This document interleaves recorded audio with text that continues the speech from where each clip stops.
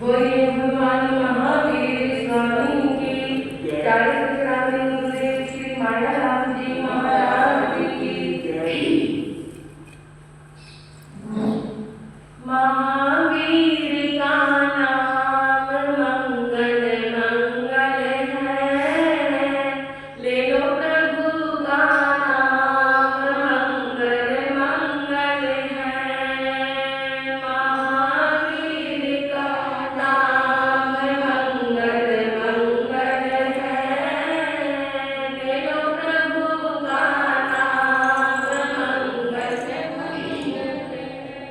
त्रिशिला के राज दुलारे, सिद्धार्थ कुल उजियारे। त्रिशिला के राज दुलारे, सिद्धार्थ कुल उजियारे। भक्तों के भाग्य सितारे, बिहार भूमि को प्यारे। स्थान मंगल है, ले लो प्रभु का नाम मंगल मंगल है। महावीर का नाम मंगल मंगल है, ले लो प्रभु का नाम मंगल मंगल। संयम के पथ पर आए, कष्टों से नहीं घबराए। संयम के पथ पर आए, कष्टों से नहीं घबराए। दिल में एक तारा लाए, वे परम ज्योति को पाए। दिवस ग्रह मंगल है, ले लो प्रभु का नाम मंगल मंगल है। महावीर का नाम मंगल मंगल है, ले लो प्रभु का नाम मंगल मंगल है। सुन सच्ची शिक्षा बातें, लाखों को पार लगाते। सुन सच्ची शिक्षा बातें, लाखों को पार लगाते। पापी जन भीतर जाते, जो चरणों में आ जाते। उसी के मंगल है, ले लो प्रभु का नाम मंगल मंगल है। महावीर का नाम मंगल मंगल है, ले लो प्रभु का नाम मंगल मंगल। तेरे दर्शन में मंगल है, तेरी वाणी में मंगल है। तेरे दर्शन में मंगल है, तेरी वाणी में मंगल है। तेरी नजरों में मंगल है, तेरे चरणों में मंगल है। नाम में मंगल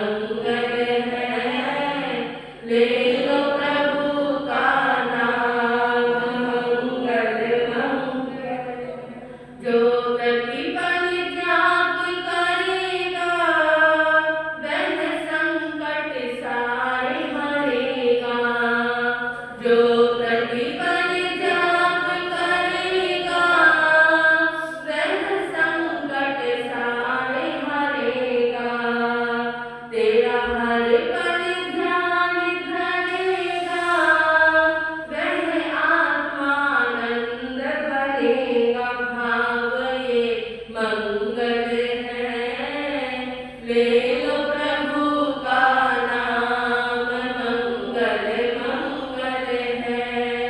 महावीर का नाम मंगल मंगल है।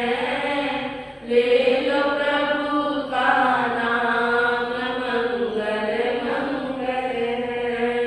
महावीर का नाम मंगल मंगल है। ले लो प्रभु का नाम मंगल मंगल है।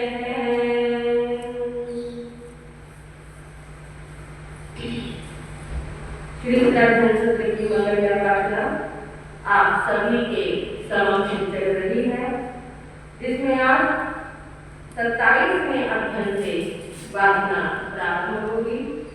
वाचना प्रारंभ हो उससे पूर्व आप सभी मेरे साथ मिलकर बोलेंगे, वीर प्रभु की अंतिम वाणी, वीर प्रभु की अंतिम वाणी, सुन लो रे सुना लो, जीवन धन्य बना लो, जीवन धन्य बना लो। उत्तराधन में गुंजित होती, उत्तराधन में गुंजित होती, प्रभु शिक्षा अपना लो, जीवन धन्य बना लो, जीवन धन्य बना लो। उस राधन के 36 अध्ययन एक एक पढ़ते जाएं। उस राधन के 36 अध्ययन एक एक पढ़ते जाएं। वीर प्रभु के उपदेशों को अंतर से अपनाएं। जीवन सफल बना कर अपना, जीवन सफल बना कर अपना, मोक्ष का ताला खोलो। जय जिनवानी बोलो, जय जिनवानी बोलो। वीर प्रभु की अंतिम वाणी, उत्तराधन को खोलो। जय जिनवानी बोलो, जय जिनवानी बोलो, जय जिनवानी बोलो, जय जिनवानी बोलो। खलुकियं 27वें अध्यायं। हे गण के मुनियासी विचारे, आएंगे गण भाव में समाई बड़ी संधे। रहने वह मानस कथानंग आई बताई, योगे वह मानस संसारो आई बताई। खलुके जो जोएंगे विमानो कन की रिसई, असमाहिं चढ़े तो ताओ से बचई। एवं भसई कुचमी एवं विंधई विखनम, एगो विंधई समीरम एगो उपह कपियो। एगो बढ़ई पासेरम निवेशई निबचई, अपुदई अपुफिदई सजे बालक विवई। माई मुझे पढ़ई बुझे गछई पढ़ी पहं, माये रखे चिठई वेदने पावई।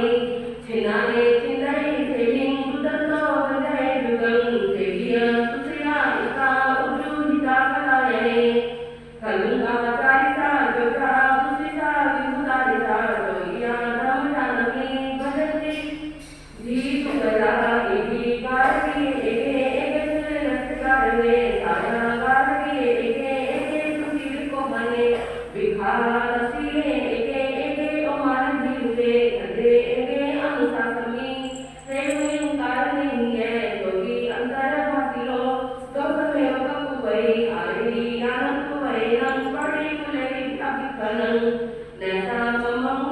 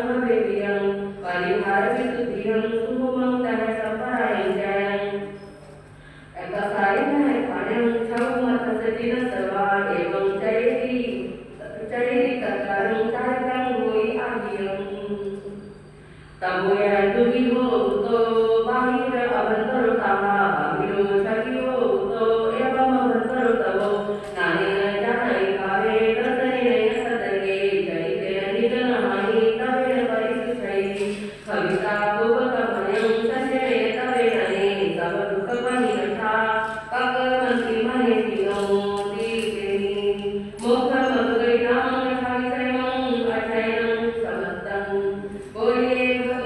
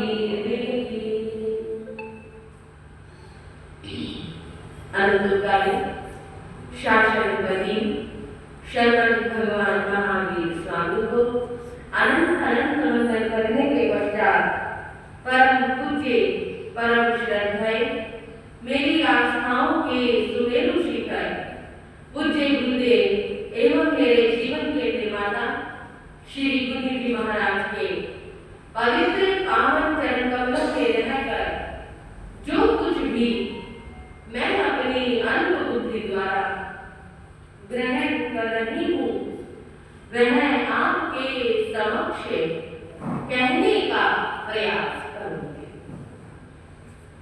उपस्थित धर्म प्रेमी श्रोता आप सभी श्री उत्तराधर्म सूत्र को बड़ी ही श्रद्धा और भक्ति के साथ श्रवण कर रहे हैं, जिसमें विषय चल रहा है 24वें अध्ययन का। 24वां अध्ययन आज प्रारंभ होता है। नाम है प्रवचन माता। बड़ा ही सुंदर विषय है और ये जो प्रवचन माता है ये कौन है? आपने बहुत सी माताओं के विषय में सुना होगा, लेकिन बंधुओं साधु जब दीक्षा लेता है तो एक माता का त्याग करता है, लेकिन दीक्षा लेने के बाद उसे 8 माताएं मिल जाती है। और ये वो माताएं हैं जो हर स्थान पर साधु का साध्वी का संरक्षण करती है, उसके संयमी जीवन की देखभाल करती है। जैसे एक माता अपने बच्चे का हर तरह से ख्याल करती है, वो कहीं गिर ना जाए, कहीं वो भूखा ना हो, पता नहीं वो कैसे रह रहा होगा, कहीं उसको कोई दिक्कत ना हो जाए, उसका भविष्य उज्जवल करना चाहिए, उसको हर तरह से पढ़ाती है, समझाती है, हर तरह से उसकी देखभाल करती है, उसे योग्य बनाती है। बंधुओं साधु की जो ये 8 प्रवचन माताएं हैं, साधु का भी इसी तरह से ख्याल रखती है। साधु कहीं अपने संयमी जीवन से गिर ना जाए, कहीं वो पतन के मार्ग पर ना चला जाए, कहीं उसके संयम में कोई दोष ना लग जाए, कहीं कल को उसका संयमी जीवन खंडित ना हो जाए। इस तरह से अगर साधु माता के अनुसार चलेगा तो उसका संयमी जीवन भी उज्जवल होगा, उसे मोक्ष मार्ग की प्राप्ति होगी। यदि जो बच्चे अपने माँ बाप के अनुसार नहीं चलते, जैसे उनका जीवन पतित हो जाता है, वैसे ही जो साधु इन 8 प्रवचन माताओं के अनुसार नहीं चलता, उसका भी संयमी जीवन का पतन तो होता ही होता है, साथ ही उसका ये लोक भी बिगड़ जाता है और परलोक भी बिगड़ जाता है। एक माता छूटी तो क्या हुआ? प्रभु महावीर ने साधु को 8 माताएं दी और कहा हमेशा इन माताओं के साथ रहो, इनकी उंगली पकड़ कर चलो, प्रति पल ये तुम्हारा ध्यान रखेगी और तुम इनका ध्यान। ऐसी कौन सी माताएं हैं जो इस तरह से साधु का इतना ध्यान रखती है? बंधुओं कभी दिखाई भी नहीं देती, वैसे देखने में तो आती ही नहीं, अदृश्य रूप में जो साधु के साथ रहती है। ऐसे वो 8 प्रवचन माताएं हैं, 5 समितियां और 3 गुप्तियां। 5 समिति, ईर्ष्या समिति, भाषा समिति, एकता समिति, आदान समिति और उच्चार समिति, और 3 गुप्ती है, मन गुप्ती,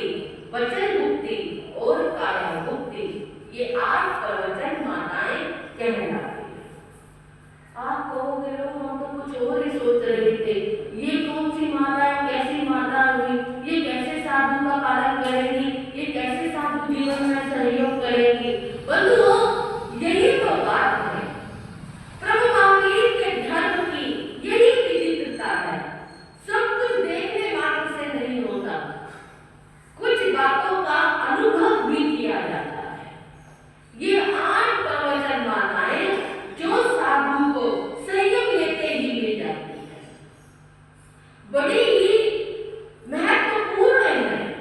इसमें से यदि एक भी माता का पालन ना किया जाए या उसकी आज्ञा में ना चला जाए तो साधु पतित हो जाता है।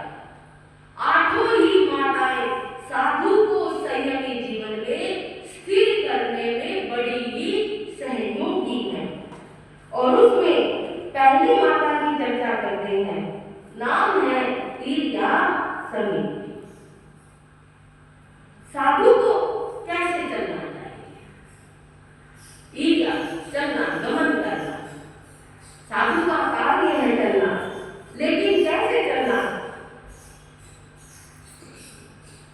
हर तरह से विवेक पूर्वक चलना, द्रव्य से, क्षेत्र से, काल से, भाव से यत्न पूर्वक चलना। अब द्रव्य, क्षेत्र, काल, समान से यत्न पूर्वक कैसे चले? द्रव्य से आंखों से देख कर चलना। अगर वो आंखों से देख कर चलेगा, नीचे कीड़ी है, मकोड़े हैं, कोई भी जीव जंतु है, उसकी रक्षा होगी। अगर वो मुंह उठाया और चल दिया, आगे कीड़ी मरे, मकोड़े मरे, कोई बड़ा जीव भी हो सकता है, या आगे कोई गड्ढा हो सकता है, उसमें गिर जाए और चोट लग जाए, कोई पत्थर से टकरा जाए, सिर टूट जाए। बंधुओं, प्रभु ने क्या कहा? माता क्या सिखाती है? चलना ही तो सिखाती है ना। उंगली पकड़कर बच्चे की चलना सिखाती है। सबसे पहला काम वही कैसे चलना है, बच्चे को चलना सिखाया जाता है। साधु को भी ये माता चलना सिखा रही है। किस तरह से चलना है? विवेक पूर्वक चलो भाई, नीचे देख कर चलो, ठोकर लगी सिर टूट जाएगा। और तो जीव हिंसा होगी, हिंसा से बचाने वाली ये माता है। द्रव्य से, आंखों से देख कर चले, क्षेत्र से प्रभु कहते हैं कि हम 4 हाथ प्रमाण देंगे। हमारे शरीर, जितना हमारा शरीर है उतना ही हमें आगे पृथ्वी पर देखकर चलना चाहिए, क्योंकि उतना प्रमाण यदि हम पृथ्वी पर देखकर चलते हैं तो हमें आगे का भी दिखाई देता है, नीचे का भी दिखाई देता है, दाया और बायां भी दिखाई देता है। अब जैसे हम बिल्कुल सामने देख रहे हो तो नीचे का भी दिखाई देगा, नीचे देख रहे हो तो आगे गाड़ी आई, कुत्ता आया, कोई भी जानवर आया, कोई भी ट्रैफिक आया, वो नहीं दिखाई देगा। तो दोनों को कैसे देखा जाए? भगवान ने कहा 4 हाथ प्रमाण सामने देखकर चलो, यानी जितना तुम्हारा शरीर है उतना सामने देखकर चलोगे तो तुम्हें सामने का भी दिखाई देगा, तुम्हें नीचे का भी दिखाई देगा। ये नियम सिर्फ साधु के लिए नहीं होता, आपके लिए नहीं है क्या? आपको भी हम कहते हैं विवेक से चलो, किसी जीव की हिंसा नहीं होगी, 4 हाथ प्रमाण देखकर चलो। आप कोई भी वाहन चलाते हैं, बिल्कुल नीचे नहीं देख सकते, सामने देखोगे तो नीचे का नहीं दिखाई देगा। तो इतनी दूरी पर अपनी आंखें रखो जो आपको सामने का भी दिखाई दे, आपको नीचे का भी दिखाई दे।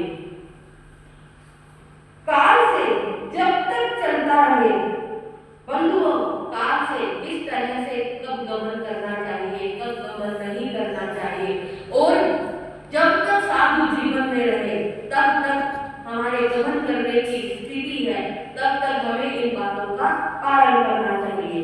भाव से उपयोग पूर्वक गमन करें, सोच विचार कर गमन करें, कब गमन करना है, कब नहीं करना। बारिश आ रही और चलते ऐसे थोड़ी चलना चाहिए, बाहर आती तूफान है और हम गमन करने लग जाए।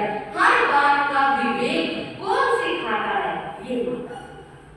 अब ये माता ही तो हुई जो हमको हर तरह से सिखा रही है, चलना सिखा रही है। माता से बढ़कर और कौन सिखा सकता है? बंधुओं, इसलिए साधु को सबसे पहले उसका काम सबसे ज्यादा चलने का है, तो इसलिए चलने में उसे सबसे ज्यादा विवेक रखना है। पूज्य श्री मायाराम जी महाराज के जीवन की घटना याद आ गई। चारित्र चूड़ामणि संयुक्त श्री मायाराम जी महाराज, उनका एक जगह से चतुर्मास चल रहा था। चतुर्मास में हर तरह के लोग होते हैं, कुछ साधु संतों के अनुकूल भी होते हैं, कुछ प्रतिकूल भी होते हैं। कुछ साधु संतों को मानने वाले होते हैं, उन पर श्रद्धा रखने वाले, आस्था रखने वाले, विश्वास रखने वाले, और कुछ अगर किसी साधु संत की ज्यादा मान्यता हो जाए, प्रसिद्धि हो जाए, तो उनसे द्वेष भी करने लग जाते हैं। हर तरह की दुनिया में कोई बड़ी बात नहीं है। उस चतुर्मास में भी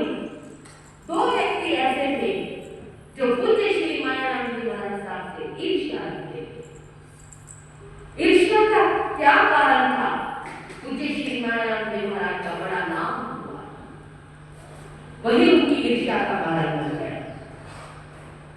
प्रति पल उनके संयम के चर्चे होते, हर जगह उनकी वाह होती। अब जब सामने वाले को नीचा दिखाना तो नीचा दिखाने का एक ही अवसर होता है कि उसकी कमियां ढूंढनी शुरू कर। उसकी कमियां मिल जाए तो जनता के आगे उनकी कमियां बताओ कि इनके अंदर ये कमी है, तुम इनको क्यों मान रहे हो। वो दोनों व्यक्ति भी पूज्य गुरुदेव के भीतर में कमियां ढूंढ रहे हैं, हर तरह से उनके साथ साथ रहते। कभी कभी तो रात्रि को पोषण भी कर लेते, वहीं सो जाते।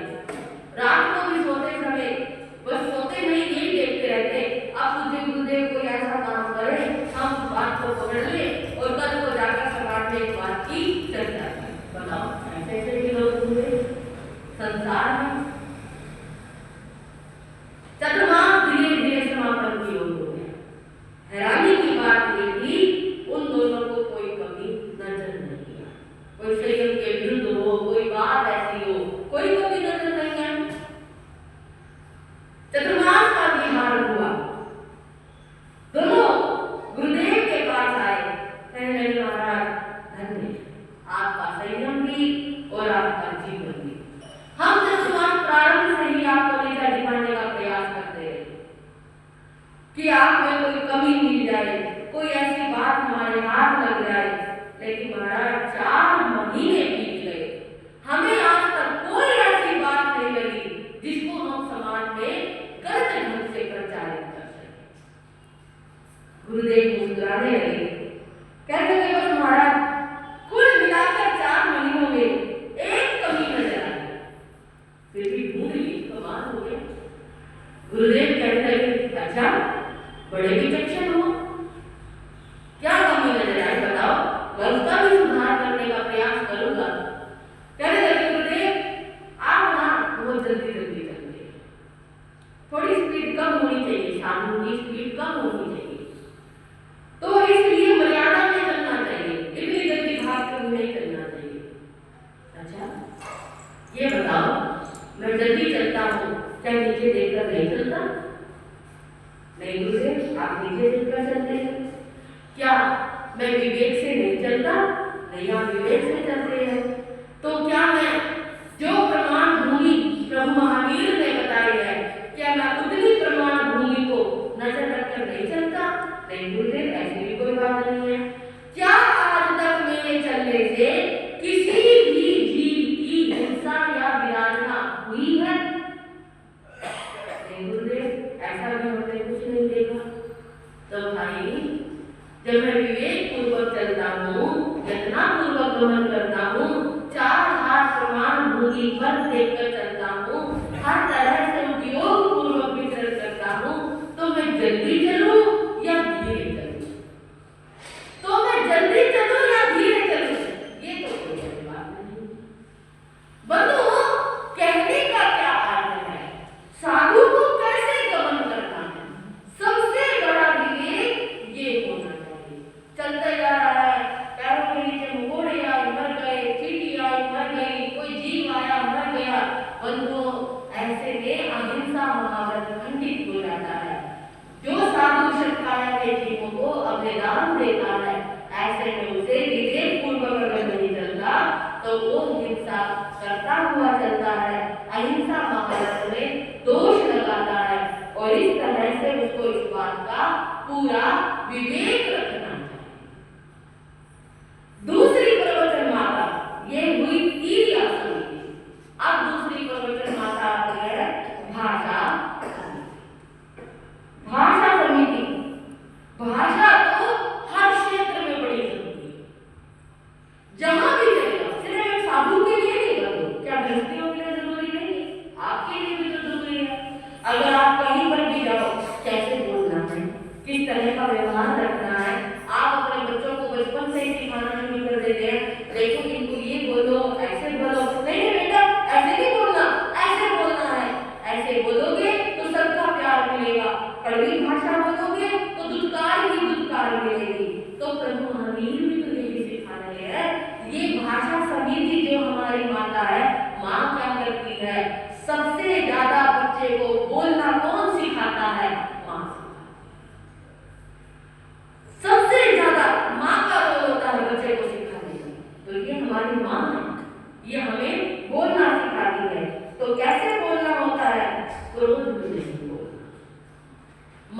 अहंकार में नहीं बोलना, छल कपट की भाषा नहीं बोले, लोभ पूर्वक भाषा नहीं बोले। क्रोध में बोलेंगे तो क्रोध में बोलने से हमारे कषायों में वृद्धि होगी, लड़ाई झगड़े बढ़ जाएंगे। कहते हैं एक चुप 100 जनों को हरा देता है। तो ऐसे में यदि जब भी क्रोध आ रहा हो तो ऐसे समय में साधु मौन का प्रयोग करे। क्रोध में बोली गई भाषा बंधो अनर्थकारी पीड़ाकारी बन जाती है। द्वैपायन ऋषि ने जो निदान किया था, किसमें किया था? क्रोध में। ना तो क्रोध में वो भाषा बोलते और ना ही इतना बड़ा द्वारिका नगरी का विनाश होता। आप कहीं पर भी कभी भी देख लीजिए, क्रोध में बोले गए शब्द किस तरह से कहते हैं कि जो भाषा बोली जाती है वो तो 2 मिनट लगते हैं उसको बोलने में, उस भाषा को बोलने में 2 मिनट लगते हैं, लेकिन मिटाने में वर्षों वर्ष लग जाते हैं। बोलने में कितने मिनट लगे? 2 मिनट। और भुलाने में कितने वर्ष लग गए? वर्षों वर्ष लग जाते हैं। यहाँ तक कि कहूँ जिसने बोला वो भी मर गया, जिसको बोला वो भी मर गया, लेकिन परिवार में अभी तक तनाव बना हुआ है। इसके पिता ने मेरे पिता को ये बात कही और तब से हमारी बोलचाल बंद है, तब से हमारा ये सब कुछ बंद है। तो क्या कहा? सबसे पहले भाषा का प्रयोग, भाषा में विवेक रखना, क्रोध पूर्वक नहीं बोलना, अहंकार में कोई ऐसी बात नहीं बोलनी चाहिए। और मान अहंकार में किसने बोला था? मरीचि ने। मेरे दादा तीर्थंकर, मेरे पिता चक्रवर्ती, मैं भी आने वाले समय में वासुदेव बनूंगा, चक्रवर्ती बनूंगा, तीर्थंकर बनूंगा। है कोई मेरे से ऊपर? जो कुल मुझे मिला, जो खानदान मिला, कोई मेरे से ऊपर नहीं है। अहंकार किया, क्या हुआ? जो तीर्थंकर कभी भी क्षत्रिय कुल के अलावा अन्य किसी कुल में जन्म नहीं लेते, ऐसे उस तीर्थंकर की आत्मा को भी उन कर्मों का भोग करने के लिए ब्राह्मण कुल में एक ब्राह्मणी की खुशी में आना चाहिए, क्योंकि अहंकार से ऐसे शब्द बोले गए। छल कपट पूर्वक कभी नहीं बोलना चाहिए और इस प्रकार लोभ पूर्वक कभी नहीं बोलना चाहिए। हमें भाषण समिति का विवेक रखना चाहिए और हास्य, भय, मुखरता और विकलता, ये चारों कथाएं साधु को करनी नहीं करती। हंसी मजाक में भी कभी भी किसी का मजाक नहीं करना चाहिए। ऐसा मजाक कभी मत करो किसी के साथ जो मजाक तुम स्वयं भी सहन ना कर सको। मजाक कुछ बात ऐसी कह दो, फिर कहो अरे मैंने तो मजाक नहीं कही थी। सामने वाला व्यक्ति यदि आपके साथ मजाक करता तो कैसा लगता है? हम अपने आप को बड़े ही मजाकिया समझते हो कि मैं तो मजाक में कह देता हूँ, लेकिन नहीं बंधुओं, मजाक में भी कुछ शब्द ऐसे बोले जाते हैं कि सामने वाले का हृदय छलनी हो जाता है। मजाक में भी कभी किसी को कटु शब्दों का प्रयोग नहीं करना चाहिए। भयपूर्वक कोई भाषा नहीं बोलनी चाहिए। यानी जैसे आप देखो क्या आ गया, एकदम किसी को भयभीत कर दिया, बैठा हुआ है, भयपूर्वक ऐसे शब्द बोल देना कि वो भयभीत हो जाए। और क्या पता वो इतना भयभीत हो जाए कि उसको हार्ट फेल हो जाए। एक बार एक लड़का फर्स्ट अप्रैल थी, अपने किसी रिश्तेदार के घर गया, कहता भाई चलो अप्रैल फूल मनाते। और उसने कहा चाची चाची देखो चाचा का ना एक्सीडेंट हो गया, हॉस्पिटल में सीरियस पड़े हुए। उसकी चाची तो वहीं पर ही बेहोश हो गई। उसके चाचा तो हॉस्पिटल में वो ना हो, उसको और हॉस्पिटल में एडमिट करा। क्या परिणाम मिला? फिर उससे पूछा कि तूने क्यों कहा? कहता अप्रैल फूल का मतलब अप्रैल फूल मना रहा था। क्या हुआ? परिणाम क्या मिला? मजाक, भय, ऐसे शब्दों का प्रयोग नहीं करना चाहिए, क्योंकि ऐसे हास्य में, भय में कभी भी कोई ऐसे शब्द निकल जाते हैं जो सामने वाले को दुख पहुंचाने वाले होते हैं। विकथा 4 कथाएं होती है, स्त्री कथा, भक्त कथा, देश कथा, राज कथा। तो साधु को इन चारों कथाओं में से कोई कथा करनी नहीं चाहिए। तो इसलिए भाषा समिति साधु को जीना। उसके बाद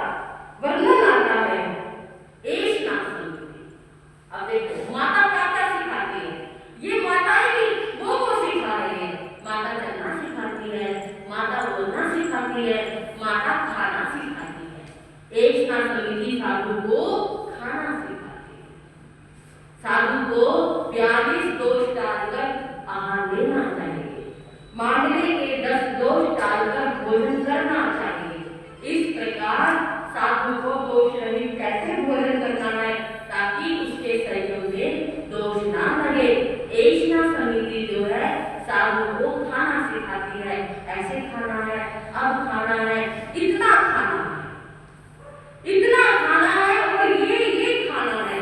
इससे तुम्हारे साधु जीवन में दोष नहीं लगेगा, तुम्हारे शरीर को व्याधियां नहीं लगेगी, तुम्हारे शरीर को रोग नहीं लगेगा। इतना खाओ कि साधु जीवन भी सुगमता से चल सके और तुम्हारा शरीर भी स्वस्थ रहे। बस इतना कमाओ ताकि साधु जीवन में कोई दोष ना लगे। एक माता क्या सिखाती है? चौथी समिति आदान समिति क्या सिखाती है माता? कोई भी चीज रखनी है, कैसे रखनी है? आप अपने बच्चों को कपड़े देते हो, क्या कहते हो? कोई बच्चों को कपड़े तय करके रखो, ऐसे मत रखो, इधर उधर मत रखो। जूते वहां पर उतारो, जुराब वहां पर उतारो। तुम अपना टिफिन रसोई में रख कर आओ। हर चीज को तरीके से रखना सिखाते हो। आप अपने बच्चों को हर तरह की बात सिखाते हो। कुर्सी कैसे रखनी है, टेबल कैसे रखनी है, पुस्तकें कैसे रखनी है। ये चौथी समिति भी साधु को यही सिखाती है।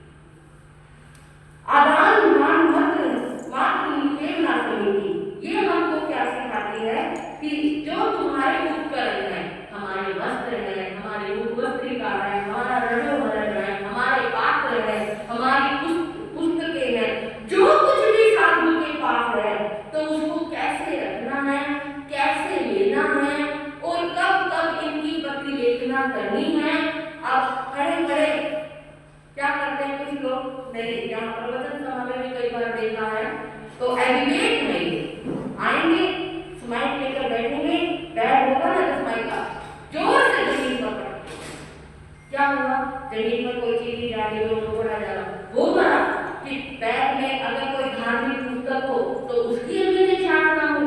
आप शास्त्र को तो सिर पर रखकर अपने घरों में लेकर जाते हो, लेकिन आपके बैग में जो शास्त्र है उसकी हम अभिनय कर रहे हैं। ये क्या बात हुई? जो शास्त्र आपके पास है उसकी अभिनय कर रहे हो, जो यहाँ रखा है उसकी अभिनय कर रहे हो। विनय तो सभी की करनी चाहिए। भगवान की वाणी तो जो आपके हाथ में वो भी भगवान की वाणी है, जो यहाँ रखी है वो भी भगवान की वाणी है। बैग रखा होगा, उसको पैर लगाएंगे, उसमें धार्मिक पुस्तकें हैं, उस पर नकार मंत्र भी लिखा हुआ है, माला होगी, लीली दुर्गेट भी, या फिर कोई भी चीज है, आसन हुआ ऊपर से बिछाया, कुर्सी इधर से उधर ही कर दी, ये दोष लगता है। अगर बच्चा कुछ करे, कंच का गिलास लेके जोर से फेंके तो क्या बचेगा? टूट जाएगा। तो आप क्या करें? आराम से रखो। एक तो शोर नहीं होगा, सामने जो व्यक्ति बैठे हुए हैं उनको दिक्कत नहीं होगी, वो डिस्टर्ब नहीं होंगे। एक लगेगा कि कितना विवेकवान हो बच्चा, कितना तरीके से काम करता है। तो ये समिति हमको ये सिखाती है कैसे बैठना है, साधु को कैसे बैठना चाहिए, साधु को कोई भी काम कैसे करना चाहिए। खड़े खड़े कोई सामान नहीं रखना होता, विवेक पूर्वक रखना है, प्रतिलेखना करके रखना है। अगर हमें किताबें भी रखनी है तो पहले वहां प्रतिलेखना करो, जांच खोज करो, ताकि कोई चीटी ना जा रही हो, तब उस पुस्तक को रखो। अगर ऐसे बिना देखे आए किताब रख दी, बेचारी चीटी का तो दम ही निकल जाएगा, चीटी की हिंसा हो जाएगी। पात्र रख रहे हैं तो विवेक पूर्वक रख रहे हैं, वस्त्र रख रहे हैं तो विवेक पूर्वक रख रहे हैं। यानी कहने का अर्थ है हर जगह विवेक होना चाहिए, चाहे वो घर हो, चाहे हम हो, चाहे आपने खाना बनाया हो, आपकी रसोई में कॉकरोच है, कच्ची रखी हुई है, आपने वो कच्ची उठाई, ध्यान दिया नहीं, देकर कुकर में और उस कच्ची पे जाए, चाहे कुकर के ढक्कन पर कॉकरोच चल रहे हो, नहीं देखा, क्या हुआ?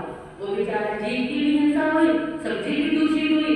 अगर देख लेते, विवेक पूर्वक भगवान की वाणी के अनुसार चल लेते तो क्या होता?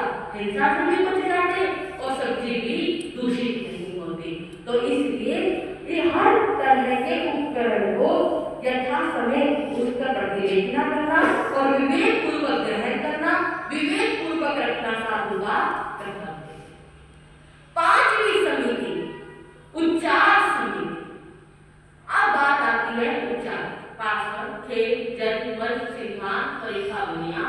समिति, ये जो प्रतिकर मन में भी हम बोलते हैं, बंधु साधु को मल, विष्ठा, मूत्र, मुख का मल, नासिका का मैल, शरीर का मैल, आहार उपभोग शरीर आदि जो भी हमें चीज परखने योग्य होती है, उसको कैसे परखना है। बाहर आप कोई चीज डालिए, देखो मैं आपको बताऊं, घर में कंच टूट गया, आपने लिया डस्टबिन में डाल दिया, कूड़े वाला आएगा, उस डस्टबिन को उठाएगा, कूड़े में कूड़ा खाली करेगा, डस्टबिन रख देगा। अब जहां वो कूड़ा पलटेगा वहां पर उसने वो कूड़ा भी पलट दिया। कूड़े पर अक्सर कितने पक्षी जाते हैं, कोई गाय, कोई कुत्ता, कोई पक्षी भी आ जाते हैं। अब वो गाय कूड़े में मुंह मार रही है, कुत्ता कूड़े में मुंह मार रहा है, वो कंच जो है गाय ने खा लिया तो, कुत्ते ने खा लिया तो, या कंच जो है वो गाय के मुंह में चला गया तो ऐसे में एक पंचेंद्रिय जीव की हिंसा हो गई। जितने दिन वो तड़पेगी उतना पाप हमारे। इंसान कहता है तो तुम्हें कोई पाप किया ही नहीं। भगवान कहते हैं यदि मैं तुम्हारे पाप गिनवाने लग जाऊं तो आपको ये लगेगा मेरे जैसा पापी ही संसार में कोई नहीं। हम प्रत्येक क्रिया में पाप करते हैं, सोते उठते जागते हर समय हम पाप करते हैं। तो क्या करो, ऐसे कूड़े को विवेक पूर्वक कर लो। ऐसे आपने केला खाया, छिलका सड़क पर फेंक दिया, स्कूटरी जा रही थी, टायर फिसल गया, व्यक्ति जा रहा था, पैर फिसल गया, हड्डी टूट गई, और पाप किसको लगा? यदि इसको यतना से फेंक दे पलट दे तो ये दोष आपको नहीं लगना था। तो साधु का भी यही कर्तव्य है। अब हमारी जो पांचवी माता है हमें क्या सिखाती है? जो कुछ भी तुम्हें पलटना है, मल मूत्र आदि जो कुछ भी तुम्हें फेंक कर आना है, पहले जो भी काम होता था बाहर करके आते थे या बाहर करने पलटाने का होता था, आजकल तो बहुत कम हो गया है। तो कहाँ पलटना है? अब हर जगह तो हम मूत्र विष्ठा नहीं पलट सकते, तो उसमें क्या विवेक रखने होते हैं। पलटने के 10 स्थान शास्त्रों में बताए, हमें उन 10 स्थानों को छोड़कर फिर पलटना चाहिए। तो ऐसे उन स्थानों का हमें पालन करना चाहिए। तो हमारी माता हमें क्या सिखाती है?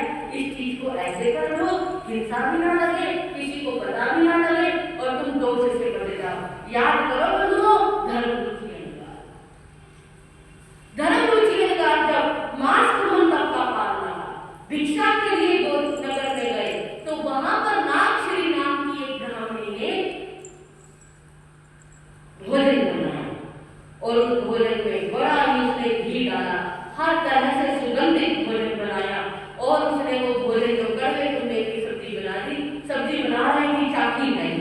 अब देखो दोष, आप घिया बनाते हो, तोरी बनाते हो, कोई भी सब्जी बनाते हो, जो समझदार महिला होती है पहले उसको चाटती है फिर बनाती है। लेकिन कुछ कुछ महिलाएं जो मोबाइल में रील देख रही होती है, उनके पास सब्जी चाटने का भी टाइम नहीं होता, उसने चलो गई बना ली, अब वो कड़वी बन गई। अब जो आपने उसमें घी डाला, छोंक डाला, कितना सब कुछ डाला, कड़वी सब्जी को फेंक दो। अब फेंको तो वहां चींटियां आएंगी, कितने जीव मरेंगे। उस नागश्री ने भी क्या किया, चाखा है नहीं, कड़वे कुंडे की सब्जी बना दी। अब वो इतनी कड़वी थी कि वो कोई खा ही ना सके। उसने सोचा बाहर कुंडी पर पलट के आऊंगी, चलो थोड़ी देर में पलटाऊंगी। इतने में नगर साधु को आते हुए देखा और उसने सोचा कुंडी तो खुद ही घर में चले जाओ। दौड़ी गई, साधु को भिक्षा के लिए बुलाया। धर्मरुचि अनुसार को तो भोजन चाहिए था, कोई ऐसा भी मिला और वो उसको भिक्षा के लिए लेकर आई। संत ने बात कर उसने नागश्री ब्राह्मणी ने सबसे पहले जो भोजन दिया कड़वी सब्जी। संत बस करते हैं, बस इतनी नहीं चाहिए। कहाँ तो पूरे परिवार की सब्जी, कहाँ एक साधु वो भी मास्क मंडप का जिसका पालना हो, कितनी सब्जी खाएगा। संत मना करते रहे, लेकिन उसको लगा कि अगर मैंने थोड़ी सी भी सब्जी रखी फिर ये पलटने मुझे बाहर जाना पड़ेगा, और उसने सारी की सारी सब्जी पास कर दी। अब धर्मरुचि अनुसार उस सब्जी को लेकर आ गए, अपने गुरु के पास आए, गुरु को सब्जी दिखाई, कहने लगे गुरु जी आपको बोतरी में ये मिला, इतनी सब्जी। गुरु जी ने नहीं मानी, गुरु ने उपयोग लगाया, कहते भाई ये तो कड़वा दूंगा, और अगर तुमने ये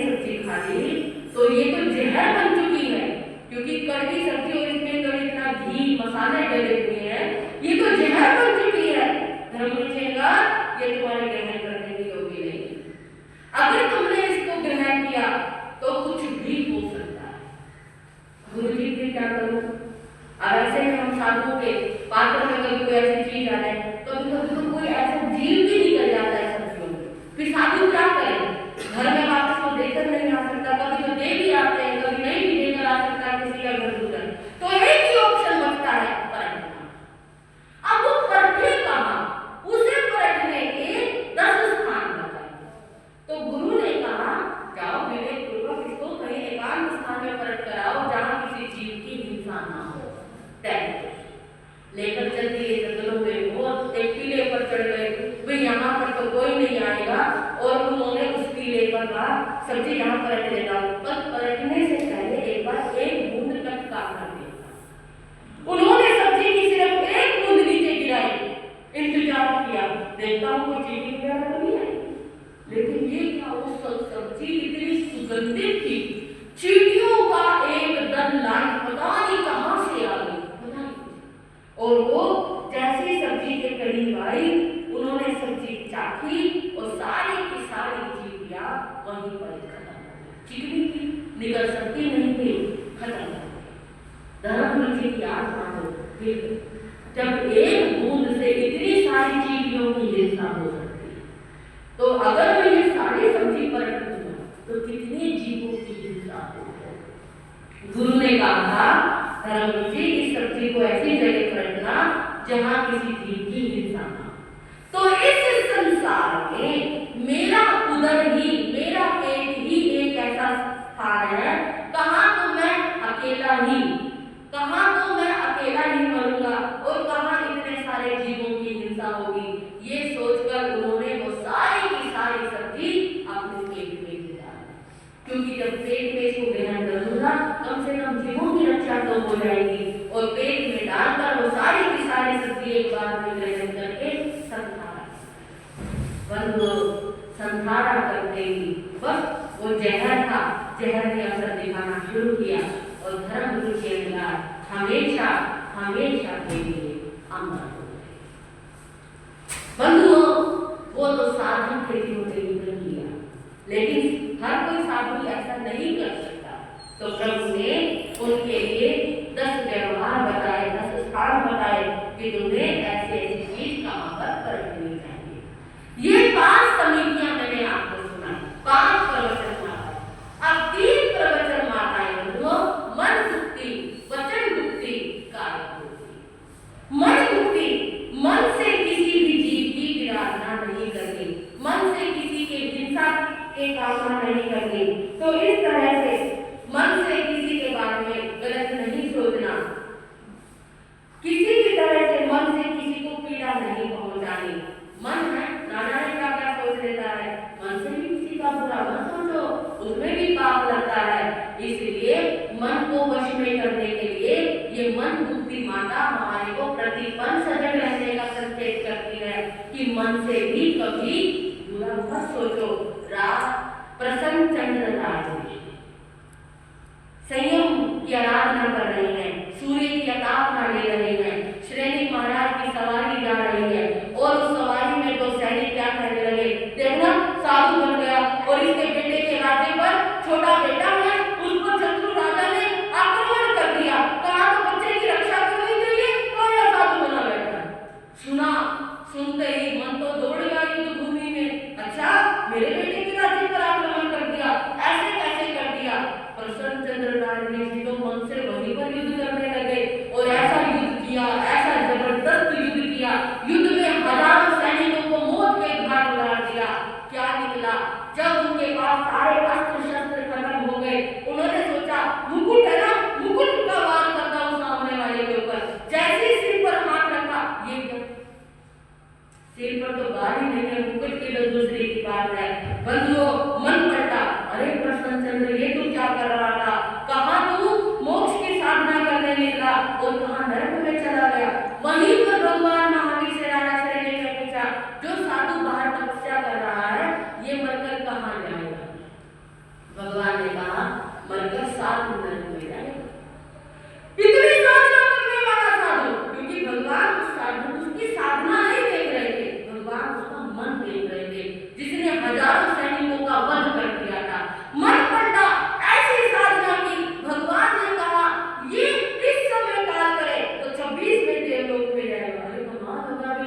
नरक अभी 26वां देवलोक, इतने में देव दुनिया बदल गई। प्रभु किसको केवल ज्ञान हुआ? उसी साधु को केवल ज्ञान। मन का ही तो खेल है, इसलिए मन को वश में करना, मन को कैसे रखना है। जैसे आप अपने बच्चों को समझाते हो, नहीं बेटा मन से कभी किसी के बारे में गलत मत सोचना, तो ये माता भी साधु को हमेशा मन को वश में करने की बातें कहती है। वचन मुक्ति, वचन का विवेक रखना, बोलने का विवेक रखना, तो ये हमारे को वचन को अपने गुप्ति यानी उसका नियंत्रण में रखना, तो ये हमको वचन को नियंत्रण में रखना सिखाती है। काया मुक्ति, काया को नियंत्रण में। बंधुओं, काया को बैठते बैठते हिलना, बैठते बैठते ऐसे ऐसे कार्य करना, हम कुछ काम नहीं कर रहे बस खाली बैठे हिले जा रहे हैं, यह भी नुकसान नहीं करना, क्योंकि हिलने चलने से भी काया के जीवों की विराधना होती है, और जीवों की जब विराधना होती है तो उसमें दोष लगता है। काया से किसी को मारना नहीं, किसी को हनन नहीं पहुंचाना, काया से किसी पर वार नहीं करना, तो हर तरह का विवेक ये काया मुक्ति इस साधु को सिखाती है। सर्व समारंभ आरंभ में प्रवृत्त हुई इस काया को हमें वश में करना चाहिए। तो ये तीनों मुक्तियां किस तरह से हमें मन, वचन और काया का विवेक करना सिखाती है। इस तरह बंधुओं, आपने 8 प्रवचन माताओं को सुना, और ये 8 प्रवचन माताएं साधु यदि इनका पालन करे, यदि इनकी शरण को ग्रहण करे, यदि इनकी गोद को ग्रहण करे, तो वो निर्भय होकर विचरण करता है। जैसे एक बालक अपनी माता की गोद में निश्चिंत होकर सो जाता है, वैसे ही साधु इन 8 प्रवचन माताओं की गोद में निश्चिंत होकर संयम का पालन करता है। यदि वो अपनी माता से बिछड़ जाए तो जैसे बच्चा भयभीत रहता है, उसी प्रकार साधु भी इन माताओं को छोड़कर अपने संयमी जीवन का पालन नहीं कर सकता। इतना ही कहकर मैं अपने विषय को विराम देती हूँ। आप सभी ने सुना और सुनकर इसको आचरण में लाने का भाव रखेंगे। तो ऐसी लोक प्रचलित मान्यता है कि धनतेरस, छोटी दिवाली, बड़ी दिवाली का त्योहार आपके समक्ष आ रहा है। तो ऐसा मानना है आज 28 तारीख को 29, 30, 31 को धनतेरस, 30 और 31 की बड़ी दिवाली, ऐसा कुछ प्रचलित हुआ है। लेकिन एक तो पक्षी पर्व जो हमारा भगवान महावीर निर्वाह कल्याण उत्सव है, वो 1 तारीख को मनाया जा रहा है। तो गौतम प्रतिपदा जो होगी वो 2 तारीख को होगी। तो इसलिए तेली तक की आराधना करने वाले 29, 30, 31 की भी कर सकते हैं, और 30, 31, 1 तारीख की भी कर सकते हैं, जैसे भी आपको सही लगे। और 2 तारीख को गुन्नी जी महाराज का बड़ा मंगल पाठ सुनाया जाएगा, और 51 जोड़ों सहित उत्तराखंड सूत्र का जो भोग रहेगा, समाप्ति होगा, पूर्ण आहुति होगी, वो 51 जोड़ों के साथ होगी। मैं आप सभी को फिर से कहना चाहूंगी, उस दिन भले ही आप रात को देर से सोए, पर अपने अपने बच्चों को प्रवचन में अवश्य लेकर आए, ताकि उन्हें भी पता लगे कि दीपावली पर्व हमारे जीवन के लिए कितना बड़ा त्योहार है, और जैनियों के लिए इसकी क्या मान्यता रही है। तो आप इस बात का पूरा विवेक रखेंगे। 3 तारीख को भाई दूज है, रविवार। 3 तारीख का दिन भी बंधुओं हमारे जैन धर्म के लिए बड़ा ही सुंदर और महत्वपूर्ण है। भाई दूज भले ही सनातन परंपरा में मनाया जाता है, लेकिन जो इसकी शुरुआत हुई वो जैन धर्म से। जैन धर्म से क्यों शुरुआत? हकीकत की बात बताऊं, हम जैनियों ने सनातन धर्मों के पर्वों को तो ले लिया, और हमारे जो जैन पर्व थे हमने उनको छोड़ दिया। जो भाई दूज का त्योहार है हमारा जैन पर्व, हमने उसको छोड़ दिया। सनातन परंपरा में जो पर्व मनाते हैं उन पर विश्वास रखते हैं। लेकिन 3 तारीख का रविवार है, तो आप सभी से कहना चाहूंगी, उस दिन भी आप अवश्य पहुंचने का भाव रखें। हमारे दादी गुरु भैया खद्दर धारणी महान साध्वी श्री मथुरा देवी महाराज का पावन पुण्य स्मृति दिवस भी 3 तारीख को मनाया जाएगा। भाई दूज का त्योहार भी उसी दिन संपन्न होगा। तो 3 तारीख को रविवार को भी आप सभी पहुंचने का पूरा भाव रखेंगे।